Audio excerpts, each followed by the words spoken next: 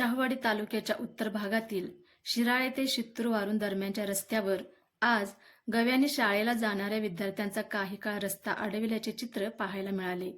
शित्तूरवारून परिसरामध्ये रोज नित्याने नागरिकांना गव्यांच्या कळपाचे दर्शन होते.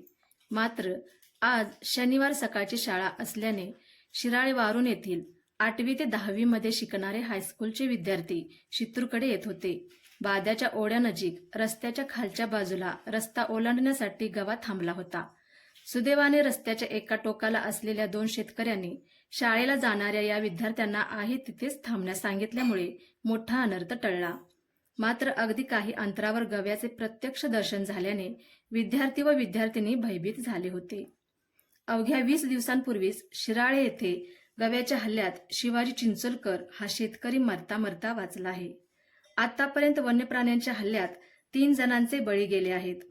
आणखी किती जण दगावल्यानंतर वन विभागाला जाग येणार असा सवाल नागरिकांमधून उपस्थित केला जात आहे.